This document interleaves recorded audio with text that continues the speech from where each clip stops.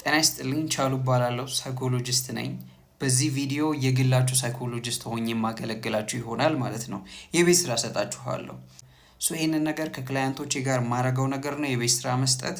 ግን ደግሞ በሚዲያ ከሚከታተሉኝ ሰዎች ጋር እስከዛሬ ድረስ አርጌው ስለማላቅ እስከዛሬ ድረስ ስትከታተሉኝ የነበራችሁ ሰዎች እነኚህን የቤት ስራዎች መውሰድ አለባችሁ ማለት ነው። 5 የቤት ስራዎች አሉ። ከ1 እስከ 5 ቁጥር ጥሩ።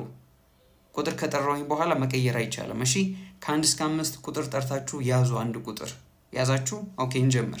ይሄ አሁን የምሰጣችሁ የቤት ስራ በዚህ ሳምንት ውስጥ የሚሰራ ነው። እሺ ሰርታችሁ ለራሳችሁ የምታስቀምጡት ነው።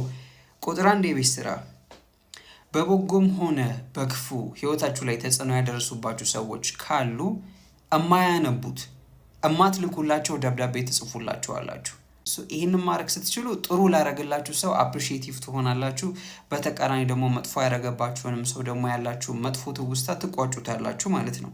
ሁለተኛው ለ15 ደቂቃ ብቻችሁን በመሆን ያለ ሙዚቃ፣ ያለ ዘፈን፣ ያለ ፊልም፣ ያለ ስልክ ለ15 ደቂቃ ብቻችሁን ትሆናላችሁ። ለ15 ደቂቃ ብቻችሁን ስትሆኑ የሚመጡትን 5 ሐሳቦች ትጽፉና 1 2 3 4 5 ብላችሁ እነኛን ሐሳቦች በወረቀት ማስቀመጥ። ቀላል ናቸው አይደል? ሶስተኛ የህይወት ፍልስፍናዬ በሚል 1 ገጽ የህይወት ፍልስፍናችሁን መጻፍ። እንግዲህ ይሄ በጣም ፋንሲ የሆነ ነገር ነው። አስቡት፣ ይሄንን ከጻፋችሁ የህይወት ፍልስፍና ይሄ ነው ምናምን ብላችሁ ስትወሩ እንዴት ደስ እንደሚል ለሌላ ሰው ራሱ ማለት ነው፣ ለእናንተም ጥሩ ነው።